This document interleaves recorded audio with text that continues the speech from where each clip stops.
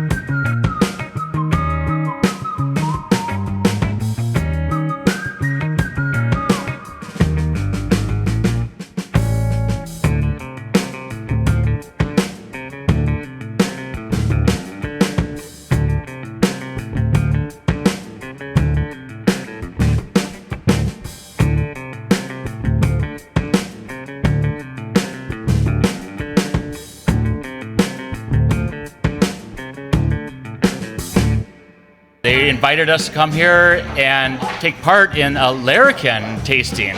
And we have with us right now the founder and the actual master distiller of Larrikin, and it's Greg Keeley. Welcome, Greg. Hey, guys. Welcome. Great to be here. This is a great place. Like, I hadn't been to...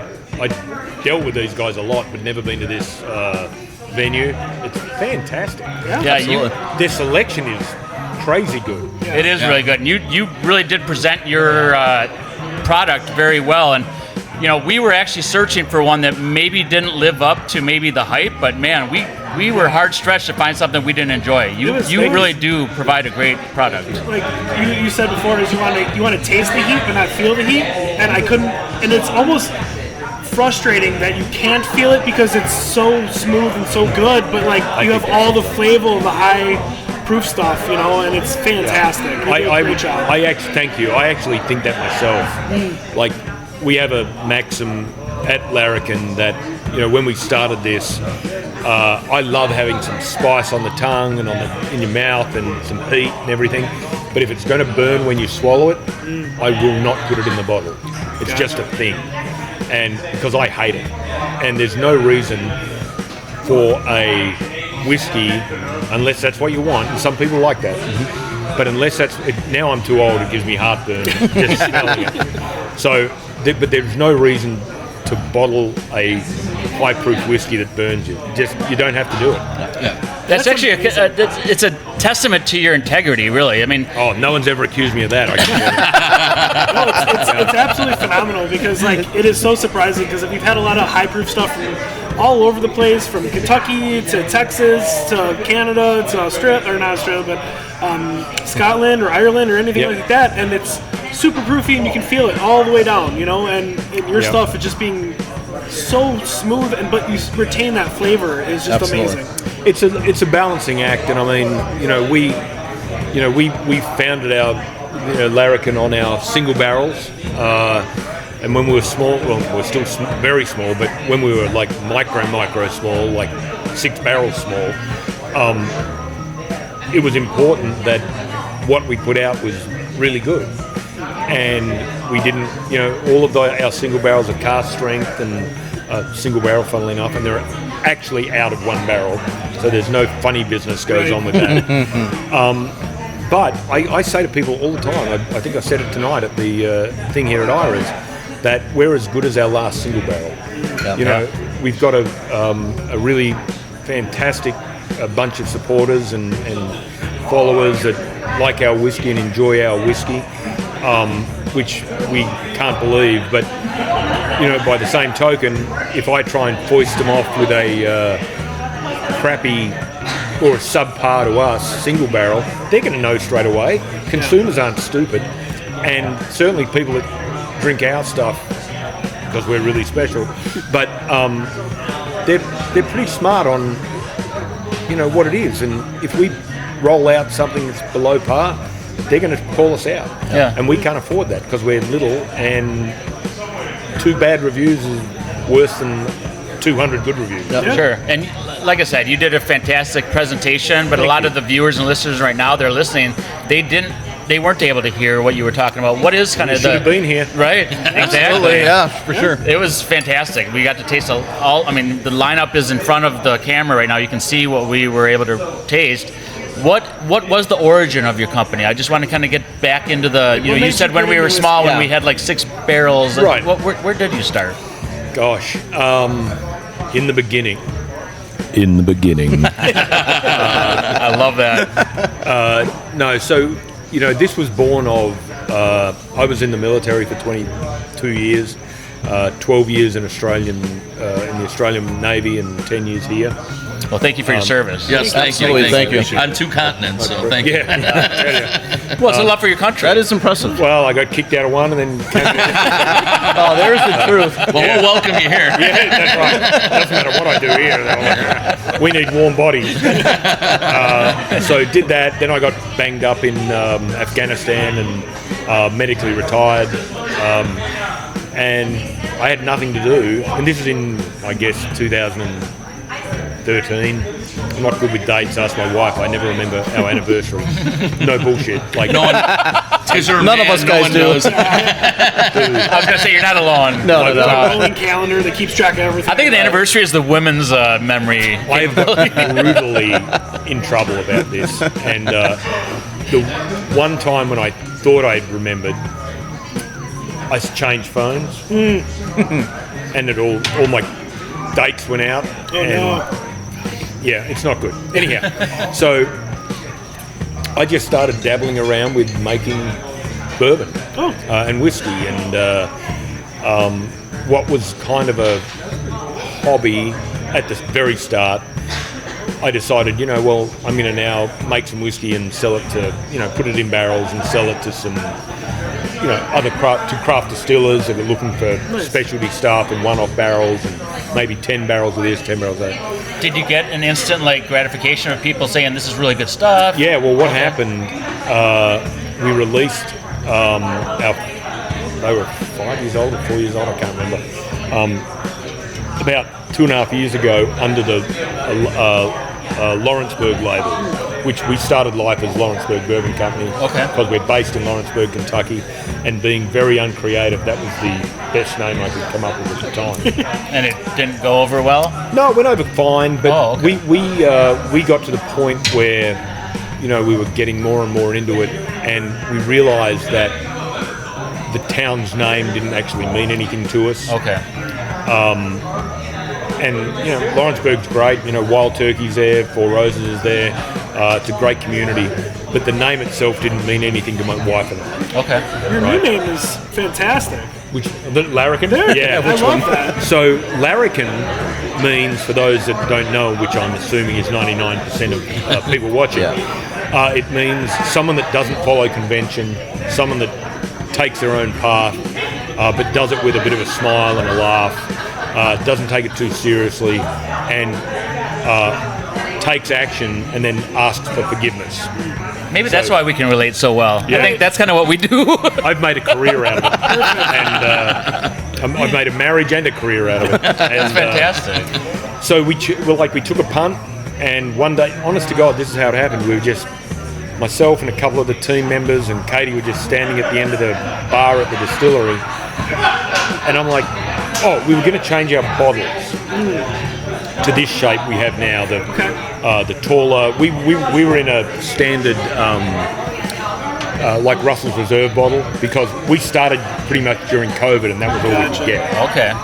and we didn't want to. We knew that wasn't going to be long term, and then we found these bottles that we have now. I really like these bottles. Yeah, thank you. Very unique. That's our bottle now. Yeah. We're the only people in the country that have these. We actually bring them in from France. Oh. And I just love. They remind me of my old man's. What's it called? Cuddy Sark Scotch bottles. Remember those? Remember those green bottles with the yellow label? Yeah. And the yacht on the front. Yeah. It reminds me of that. It does. And That's cool. that's what drew me to it to start with. And now that's our bottle. And so we were going to change our bottles anyhow. We had to get new labels like we were out of labels, because when you're starting a distillery, you use every single label you've got, and you don't order the new ones until you absolutely have to order. Sure. Because you have no money. Yeah. Right. And so our labels were all like down to fumes. So we had to get new labels. We were going to get new bottles anyway. And we just stand there. I'm like, you know what? Fuck this. Let's just bite the bullet and change the name. And everyone's hand wringing. We can't do that. We finally got a bit of a foothold. Whatever. And we didn't come up with the name straight away. And my wife actually came up with it, with Larrikin. She goes, this is just us. And it is. Is that for us Americans, like, that's a name we typically don't know. Is it knowledgeable? Like, is it standard? Is it standard vocabulary for Australians? Yeah. Okay. The British know it. All the Commonwealth countries know what a Larrikin is. Okay. The closest thing I can equate it to in the US is a Maverick. Sure. So think of Tom Cruise, think of what's his name, Paul Newman in The Great Escape, think of the Tuskegee Airmen, think of anyone that bucks the system a little bit. I love on the label you have like a list of who Larrikins are. Like you got the who are some of them? Johnny Cash. Right. You mentioned Sammy Davis Jr. Sammy Davis. Yeah. The archetypal Larrikin is Steve Irwin.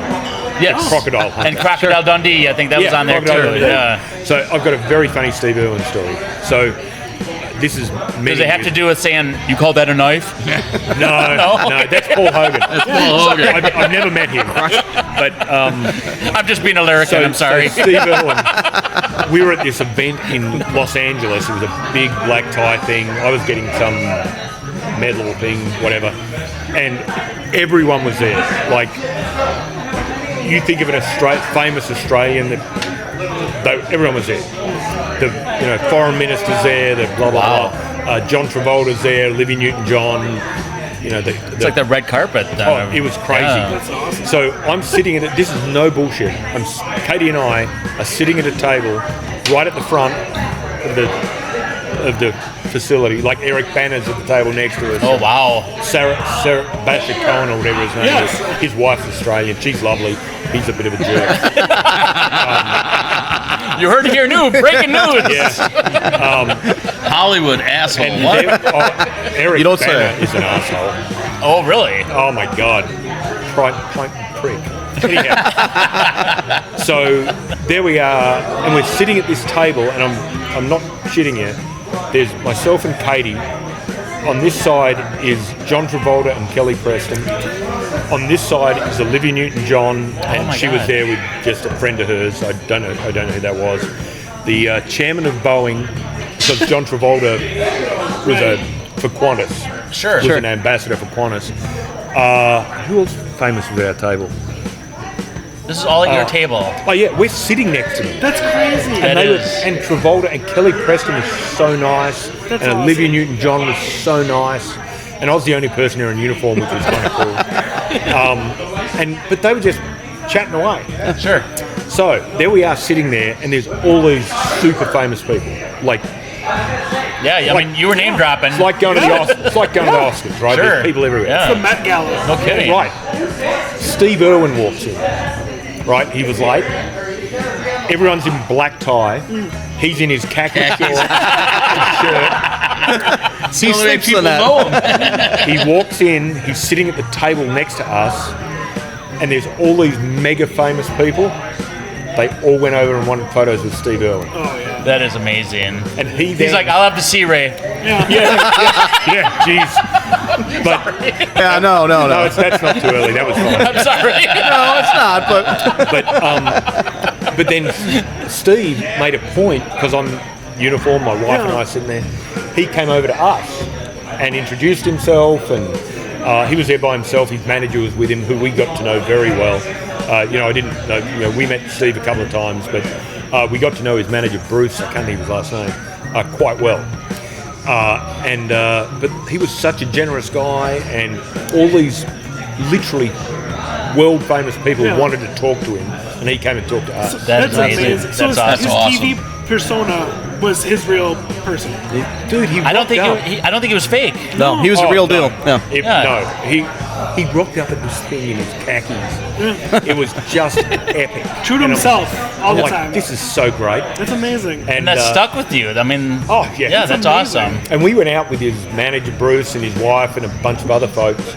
But Steve just, when it finished, just went up to his room and called it a night. Because you can imagine he does that stuff all the time. Sure. Or did. Yeah. Doesn't do it anymore. Yeah. Swimming with the fishes. Anyhow, He was awesome, though. He really was just awesome. Yeah. So he's the. If someone thinks of a larrikin, it's Steve Earle. Sure. Gotcha. Absolutely. That's the reason for that big long story. That's it. awesome. I love it, and I love the name. I mean, it's a rebrand for you, but I think it's a successful one. I think you can really reach people with this philosophy, and I think you being a veteran can really reach people too. I mean, you're giving a sacrifice to your country or what you believe.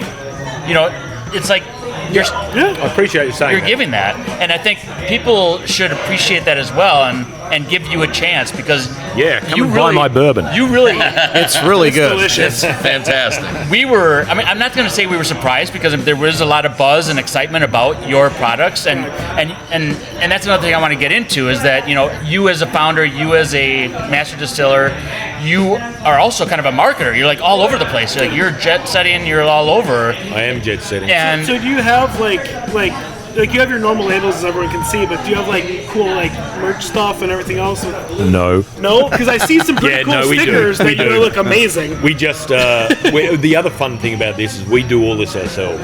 Oh, So we come up with our labels, we design our labels. We're too cheap to. Well, at the start we didn't. We had zero. We still don't have any money, but we had zero money. We had negative money. Sure. So we designed our labels ourselves, and the first labels we had printed were cheap and horrible, but that's what we could afford. And we realised that they would peel off, or they were so bad. no, you want them to stick, so you need a spray to get them on. Dude, these would literally, when your rubber thing and the paper comes off. Sure. That's what I'm your new stuff looks amazing though. It looks Thank It really does. But we did all that ourselves. cool. You guys do all your t-shirts, hats, and everything Yep. too? Yep. 'Cause your hats look amazing. Thank you. Well, we They got really a do bunch look of, we just only ordered them today, shirts. We have this, you probably can't really see No, it, we'll but put it really Yeah, big. well- this is on the Zoom in. back of a t-shirt, and it says, kangaroos are my spirit animal. So we're doing some fun stuff like that. Like originally, because we're not very creative, obviously, we just put our logo on a t-shirt. But now, when I've got time, and I designed these in a hotel room, like when I was here in Wisconsin. Wow. So we just came up with them. I have a designer that has worked for me for about 5 years. He's in Ukraine. He's a disabled vet in Ukraine. He does all of and he has for a long time, and he's almost part of our staff now. And I send him stuff literally drawn on a napkin, or I'll find a picture that I think's really cool, and I'll say, okay, this is what I want to do. Let's put a sun behind it. Let's do this, do that, and he just does it, and it comes back, and his stuff is great, and that's how we do all our stuff. It's amazing how many good ideas come off of a napkin. Right? Sure. I did one today, just sitting there. See what I mean? And that's another thing I'll take a question, or I don't know, you say you're not that creative and stuff, but you've got this fighting kangaroo on your bottles. And you also, when you did give your talk about your business and your establishment, you really did talk about the people more than the display. You are a people person. You're more about getting connection with people than actually dealing with marketing. You're great with marketing as far as the bottle and the label, and I love all that. However, you really focus a lot on the people, which I love. Well, thank you for saying that. you know, we're a very small distillery in Kentucky, right? We're the smallest distiller. We just got admitted to the Kentucky Bourbon Trail. Good for you. That's fantastic. Congratulations. Thank you. Yeah, That's fantastic. we're number 56, I think, on the Bourbon Trail. So we're up there with icons of the business, you know, Wild Turkey, Four Roses, all that. I believe we were the quickest admission. It took us about a year and a half. Normally it's a 4-year process. Are you going to get the world record label on there? No? If not, we just do it. Right, make a sticker. We just make a stick. Right, make a sticker. Cheers, Stick right? it There on. you go. Yeah. Put it on there. That's awesome. But the Kentucky Distillers Association was super great. They've been great to work with. But yeah, it's, you know, so we're this little blip, you know, pimple on the, you know, dog's butt kind of deal. For now. Well, let's hope, you know, from your lips to God's ears, you know. But the thing that differentiates Larrikin to, you know, one of the big guys or one of the big corporate distilleries down the road or whatever is the folks that work in our distillery. That's awesome. So, you know, It's the Emily has been with me since before we even started. She runs our tasting room now, so it's like 4 years. And she's evolved into it. She'd never done that before, but she learnt the job, and we had a few hits and misses between the two of us. But now she's just killing it. And if you ever look at our Google reviews, and this is the easiest way to illustrate it, is people say, oh, you know, it's a 5-star review, whatever, which we appreciate enormously because it makes a huge difference to a small business. Sure. But, and I don't mean whatever for a 5-star review, please give us a 5-star review. Yes, please. But they say, oh, the whiskey's great, or we really enjoyed the place, or whatever.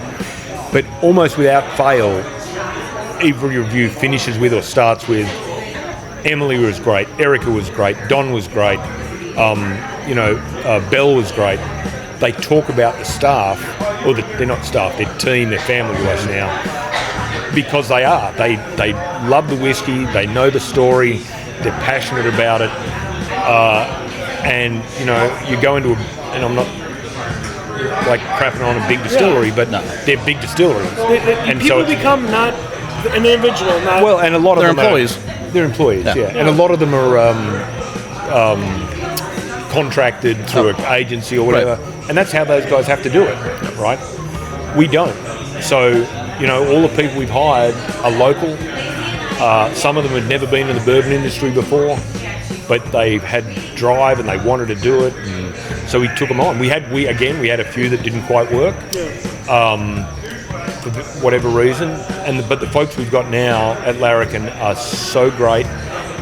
You leave and you're like, that was the most fun thing I've done ever. That's awesome. And you don't come to our distillery and go and do a big ass tour and do all this stuff, and you know, you literally come in and your experience is dealing with our folks. Well, and you said your tasting room and everything is a little bit different than everyone else's. Yeah, it is.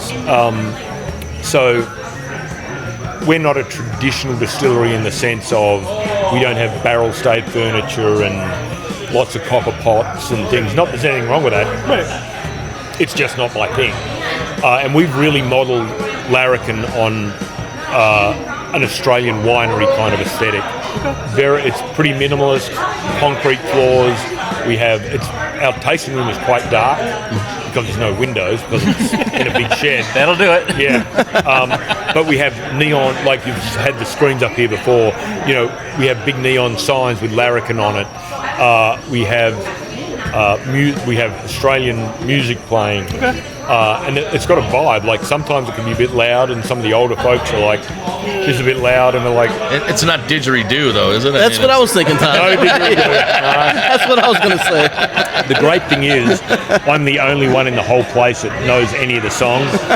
And like some Tasky Brothers and stuff like that. No, it's like, oh, we do have the Bee Gees. Men without hats. Men without hats. We have a bit of Crowded House. Oh, good, nice. I don't know. But a lot of Australian surf music.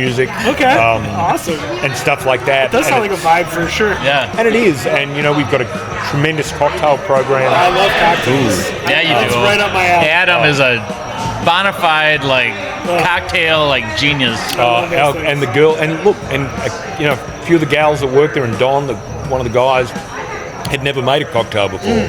But Emily taught, and Emily's a great cocktail. She does cocktails with Emily every Friday on her Instagram. A mixologist. Awesome. I gotta make sure we're on that. Oh, it's great, 100%. and it's now got this following. People they don't go to our page ever except to see Emily sing on Friday. People download it so they can make the cocktail. You've really That's awesome. surrounded yourself with fantastic people. Yeah. We have, sure. we have. So 2 questions. How many people do you have working for you, and are you hiring? Yeah. Well, yes, and yeah. Well, we have, I think, 14 now. It's gonna be. Wow. 12 or 14. Yeah, because we have some of the folks that work tasting room are part-time, but they do at least 20 hours a week with us. But most of our tasting room folks do full-time. With the distillery, we have a couple of guys, like Don is retired. He's like 5'1". He's got a beard.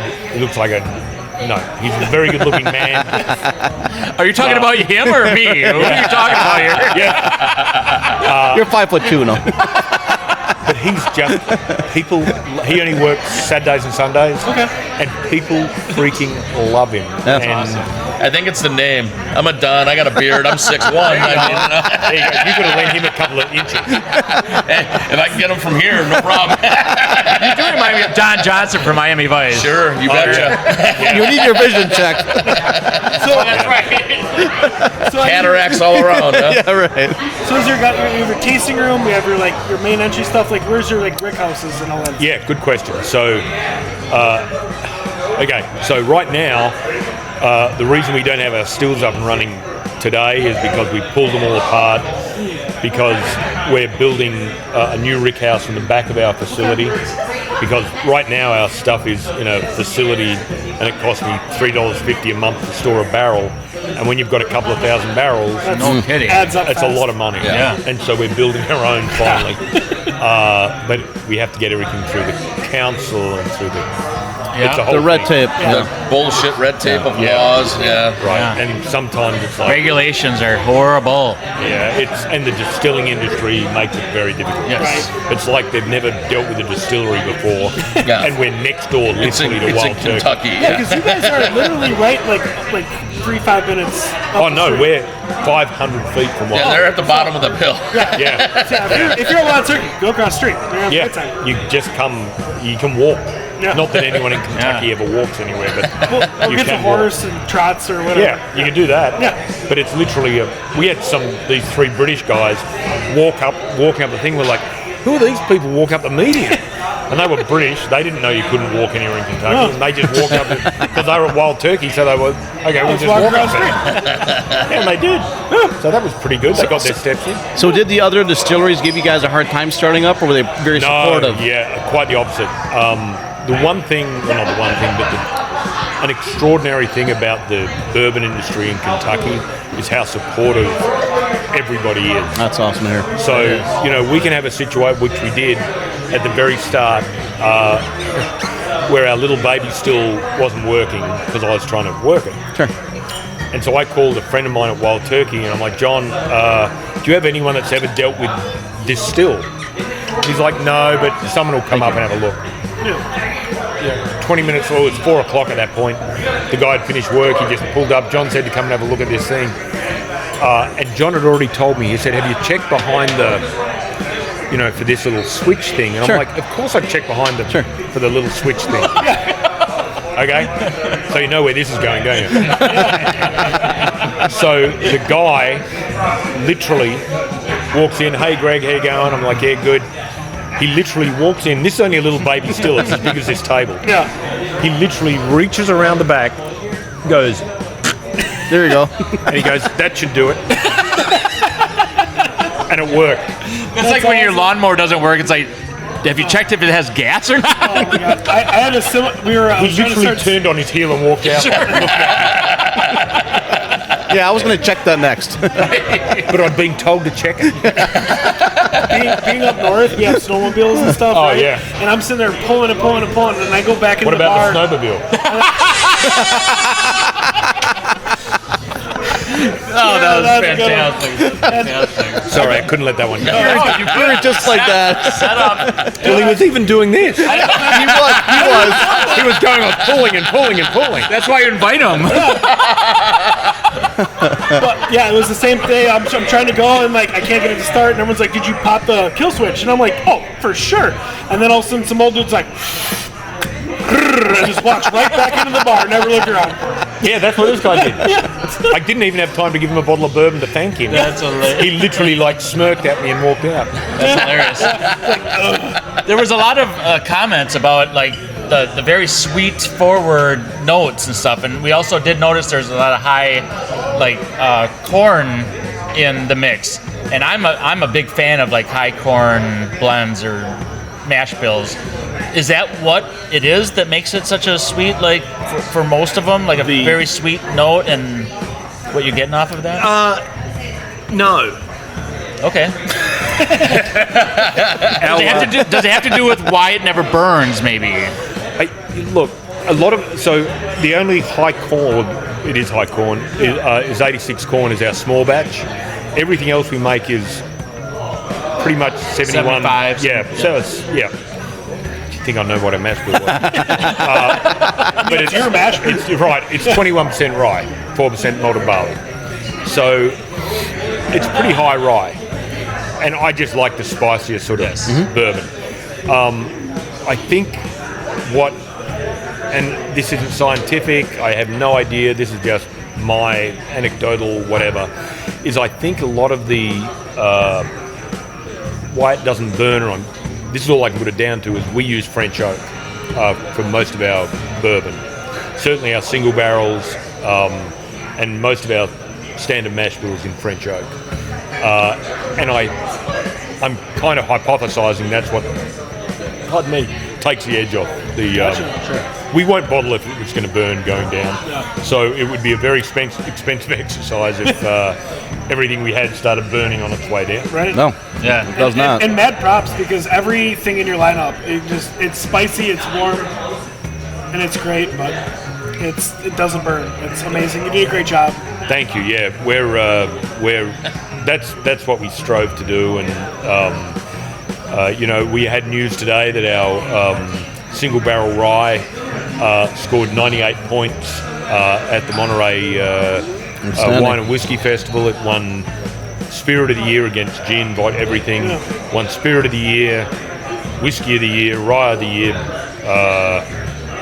something else of the year, and best looking distiller of the year. Wow, fantastic! And how does that make you feel? Congratulations! I was very, I was very pleased with the because I do a lot of work with dolphins and things. I was very pleased to win, best looking distiller of the year. Yeah. No, I think you're very. I think you're a modest person. Like, I am. You get, you're talking about, this, and I'm sorry I forgot her name, but you mentioned her a couple times. Emily. Yep. How she's able to really provide like a lot of like cool things in your business, and you really respect that and you appreciate that. Like, you give her a lot of credit for all that she's done. And I should, because they've done an amazing job. And when I say that we're only as good as our last single barrel, we're also as good as our last experience. Mm-hmm. Yeah. We have the only walk-in humidor on the Kentucky Bourbon Trail. Ooh. Our cigar sommelier, Chris, is the only certified international cigar sommelier in the whole state. Wow. That's a reason to go there just we have an amazing cigar library, and it's not huge, but it's a walk-in humidor. We've got about 6 shelves of cigars. We've got stuff for people are just on a stag weekend, a $5, $8 cigar. But we have some really, really good cigars. Nice. And are you doing a cigar bomb? Okay, you're about the 20th person. I'm sorry. At least you were the 21st. I mean, it was a good segue, cigar talk. So yeah. Honestly, like one of our next episodes is going to be at a cigar bar and all cigar Oh, really? Yes. Yeah. So it's kind of the next episode. It's actually a good segue. Right. I'll make one before you do that. No, this will come out before that. I'll just get some Milliman Green and put it in my bottle and send it to Cigar blend label. You might not be familiar with our channel, but it's a playoff brackets of the best whiskeys. So what we typically do is we take 4 different glasses from mostly it's from one manufacturer, one brand, and then we find out what the best is, and then the next episode or the next month it goes up against the previous 4 episode winners. Yeah. So it's almost like a breakdown, and we are finding out our best bourbon of the year out of 192 bottles. So it's like it's a big channel thing. It's a large sample size. Are we in the comp? Well, You will be. You are now. You're there? we have not done a tasting of yours yet, but Damn. we're going to. Yeah, we bought enough to do an episode of you. Exactly. Now I'm under a lot of pressure. No, You're delicious. Everything's fantastic. Oh, okay, good. We and that's what a lot of our comments were when you were actually giving your spiel and you were like looking over at us and saying, "Shut up." We were like, Let me tell you, everybody at home. So we have this fantastic crowd of folks in here at Ayra's. Everyone's super nice and very respectful. But there was one table that were chattering like hyenas and were just being jerks. Yeah, And it was these guys. I know. It was this guy. who did it? I literally had to tell them to shut up. It was us? At least, what, 3 times? 3 times. I apologize. Thank you for still sitting with us and having this Well, you were nearly cut off. Well, now he knows what we were talking about. We were talking about how delicious his stuff is. Absolutely. Yeah. Well, you can do that all the time. Yeah. That's fine. I mean, we did say basically out of all the bottles, there's not one bottle that's like, okay, it's close, but no, you missed the mark. Every thank bottle you. here, Yeah. Yeah. solid. Yep. Like, Thank a you. very impressive lineup. And we started to notice a flavor profile that was very, like, all the main big distilleries have, like, their own flavor profile, and, like, you definitely have that Yeah. one. And that wasn't by design. No, it's just your happened. palate. It's my palate. Yep. And I like your palate. Same. I agree me with too. your palate. Yeah. But also, your integrity is like you won't let something out there if it's something you don't enjoy. Also, No, and people always say, "Oh, what do you get off this? What notes do you get off this?" I don't know. I just like it. I like it. Yeah, right. It tastes good to and me. because of that too, like I think your website says and everything else. I love the transparency on your bottles. The fact that you tell us the mash bills and everything, like super transparent, and it's fantastic. Well, you're not going to go and buy a wine if you like Shiraz, and if it doesn't say anything on there, it just says wine. yeah, And I want a Shiraz, I'm going to buy the Shiraz. I'm not going to buy the one that says red wine. Right. And it's the same with this. This is how I approach it. It's like, it's not a secret. yeah, It's a mash bill. Who cares? right. I agree. Like, We love it. We love that it's that transparent. and our mash Transparency bill's pretty much the same on everything. So Sure. it's like, that's really not a secret. No, but So- it's great to see, and the transparency in the bourbon. A lot of people hide things, right? Yes. Like Yeah. they hide. Oh, no, this is our. You can't look at it. You can't Oh, see it. proprietary. Yeah, it's like, and like yeah, you're right. like, no, you're like, this is what we use to make this, and it's And that's the fantastic. thing. You know, we might not tell you what actual malt we use or where Right. we get it from or where we get our corn from, which is Indiana. India. Yeah. Fantastic. But our malt comes from overseas Oh, perfect. Hmm. Yeah. because I just think it's good. Yeah. Sure. But everything else is American.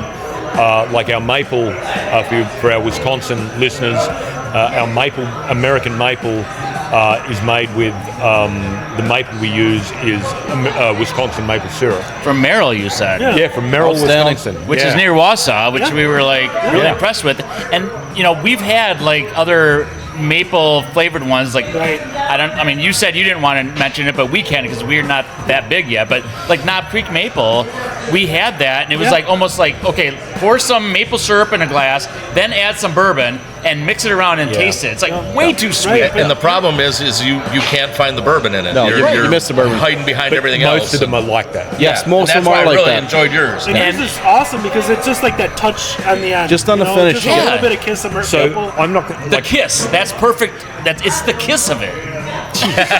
I think you're a very attractive man, however. Thank you. Thank you.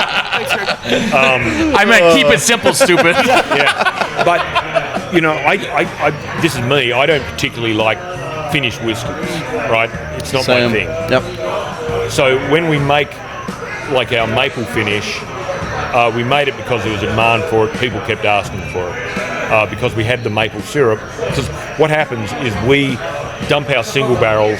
We send our barrels up to. Geez, I can't remember the name of the Lincoln County. Yeah, Lincoln County in Merrill, then they put their maple in it, make maple-aged bourbon syrup, and then send them back, and we then put our bourbon back into them. So we're not adding syrup and we're not putting sugar into it. We're not doing any of that stuff. But the nice thing is you're not making sure it's like a quarter full before you put your stuff in there. You're making sure it's empty. Actually, it's a funny story. We did one that must have had like 6 inches of maple syrup in the bottom. We didn't know. We just filled them up and we popped this, and I'm like, wow. And it tasted like Knob Creek. Well, we are so appreciative that you came in. Yes, thank you. And got a chance to talk to us. Thank you so we much. really enjoy your stuff, and we hope the best for you because Yes. you are a veteran, and I think people should support you. You're coming up in Wisconsin. I mean, you're traveling all over the place. You're really promoting it. Wisconsin loves their drinks. Okay, So you're a smart person. Wisconsin, this is no lie, Wisconsin is our second biggest market after Kentucky. That's fantastic. Outstanding. And it's been great. It's because of places like Ayra's that really gave us a foothold here and promote our whiskey and stuff. And you guys, and we love Wisconsin. But it's also you. You make a great product. Yeah, I mean, absolutely. that's You make a great testament to you as well. Thank you. Yes. Yeah. And your we- hazmat stuff is fantastic. Yes. So if you ever get a bottle of that, Oh yeah, that's the way to go. Yeah, we get one hazmat bottle probably in 100. Oh, probably 150 barrels. Yeah. Because we get hazmat, 140 proof plus barrels, but you can't single barrel them because they're just too potent. Yeah. Sure. But if you get one like the one you've got, Yep. that doesn't drink like 100. No, it drinks it like doesn't. 100 Not proof at all. whiskey. Yeah. Do it. Yeah. It is like That's dangerous. Neutral. Yeah. There's Yeah. no burn on it on the back end. Not at all. Not at all. It's essentially a Larrikin allocated bottle, though. Yes. Yeah. Yeah, it is. It is. Yeah. So our decade now is allocated in Kentucky. The only other state you can get it in is Wisconsin. Nice. Awesome. Fantastic. I'll give you my address so you can send it. Yeah. Oh, we ship everywhere now. That's fantastic. Well, we really appreciate you giving us the thank time you. to do Thank you. this. Thank you. We had a Thank great you. time with the tastings, and it's all delicious. And Thank you. please make sure you watch and subscribe, and check out our next episode. Thank you. Thank you. Love you guys. Take care. Thank you. Awesome. Thank you so much. Thanks.